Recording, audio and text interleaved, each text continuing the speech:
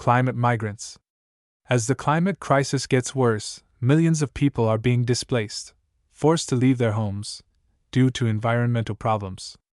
These people, often called climate migrants or climate refugees, face serious challenges. Climate change is causing many areas to become less safe or less able to support life. Some people abandon their homes because of sudden disasters like floods, hurricanes, or wildfires. Others must move because of slower changes like rising sea levels, which threaten entire islands and coastal cities, or because droughts make it hard to grow food.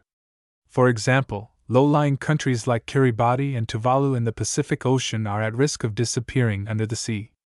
Coastal communities in countries like Bangladesh and the United States are also experiencing flooding that makes life difficult. In agricultural areas, especially in places like sub-Saharan Africa, extreme droughts are reducing the amount of food that can be grown, forcing people to move to more livable areas. These types of migrations will likely increase as climate change continues to affect the world. One of the biggest problems for climate migrants is that they do not have legal status under international law.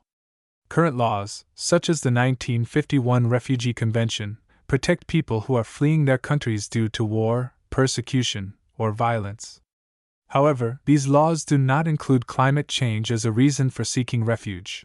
Therefore, climate migrants do not receive the same protections or access to help as refugees. Climate immigration on such a scale is quite a recent phenomenon. For this reason, many countries lack clear policies for helping people displaced by natural disasters. In response to this growing crisis, governments and organizations are working to provide aid and support to climate migrants. This includes emergency aid after disasters, as well as efforts to help communities adapt to changing environmental conditions so that people can remain in their homes. Humanitarian groups like the Red Cross and the United Nations High Commissioner for Refugees, UNHCR, are providing food, shelter, and medical care to people displaced by extreme weather events.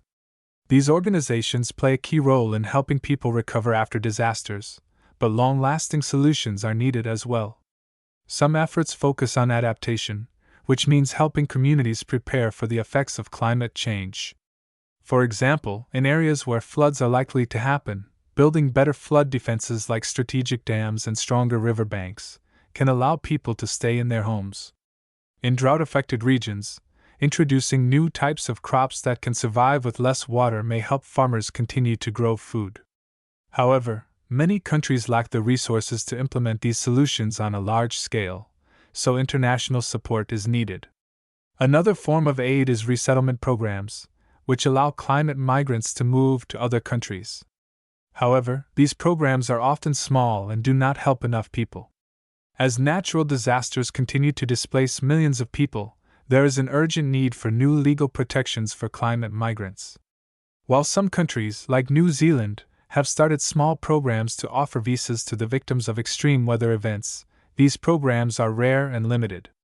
There are ongoing discussions at the United Nations about creating new legal frameworks to protect climate-displaced people, but they are taking a long time to move forward.